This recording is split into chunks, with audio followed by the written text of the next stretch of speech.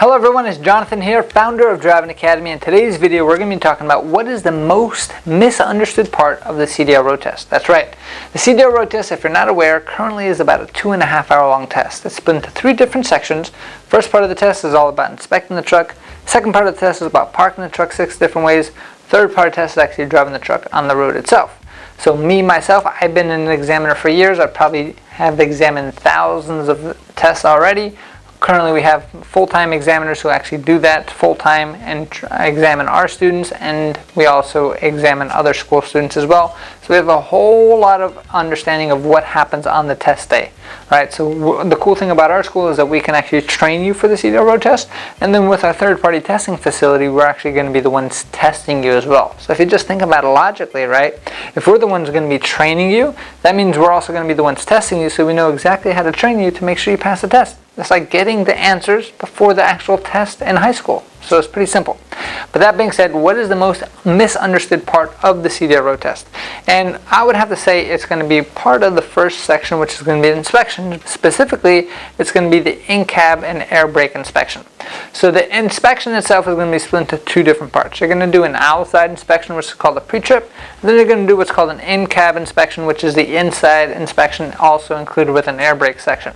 Now, most people actually wind up failing on probably a silly mistake on the in-cab inspection, if they do fail, or as a whole on the inspection itself, because it's a lot harder than what people assume, where you're actually going to have to memorize an entire script in order to actually go through this part of the test itself, right? So that being said, let's talk about what is the most misunderstood part of the in-cab inspection. So the in-cab inspection, you're going to be doing the inspection of the inside of the vehicle, like it sounds like, right? And you're also going to be making sure that the air brake system is working properly. Now, every truck's going to be a little bit different, but the overall framework is the same.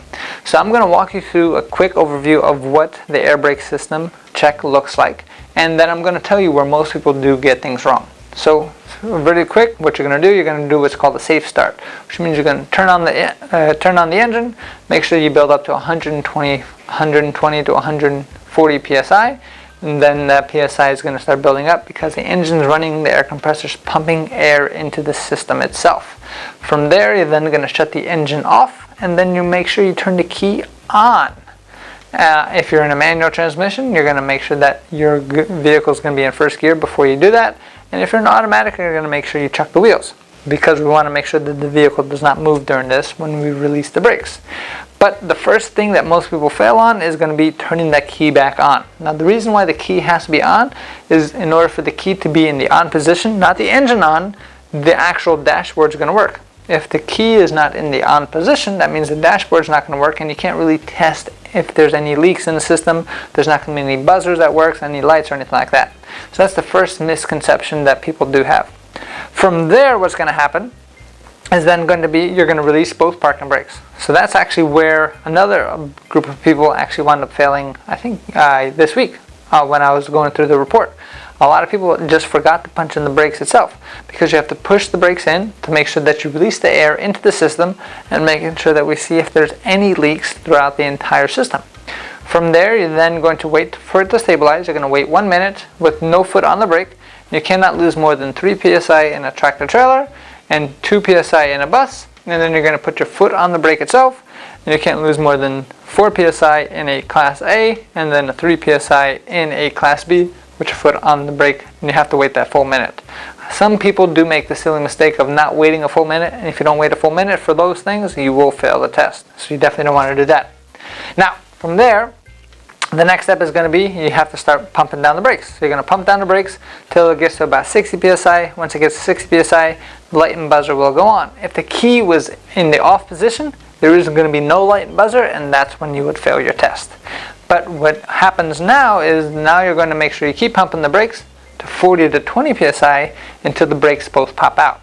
Now, one of the craziest things that people actually do is they pump, they don't look at the brakes, and all of a sudden only one brake pops out, but they're not looking at the actual brakes itself, and they hear something pop out, and they don't keep pumping until both brakes pop out. Remember, the range is between 40 to 20. Sometimes the one brake will pop out before the other. Sometimes they'll both pop out at the same time. Every truck's going to be a little bit different. That same truck can actually have both brakes pop out one time and only have one brake pop out the other time. But if you keep pumping until they both pop out, then you're good to go. If you only pump until one pops out, boom, you're popped out of the test and there's no more test for you, right? So that's going to be the biggest misunderstanding, because once you're done with that, then you're pretty much done with the actual air brake portion of air brake check part of the test itself, right? There's a few other things that most people will have to go through, but if you miss any of those important steps, that's an automatic fail on the test, and that's where you have a very, very short test, and that's what we want to avoid. So the main takeaways are going to be the key. Make sure that you're actually pushing in the brakes, and then make sure that both brakes are popping out when you're going through this process.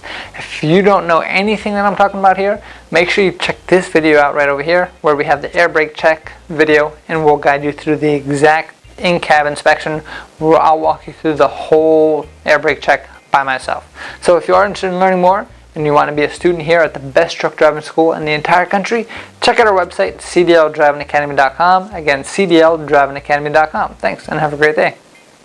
Hey, thank you so much for watching this video. If you like it, make sure you hit that like button. Also, subscribe to our channel. It's really going to help us out. Click on that button.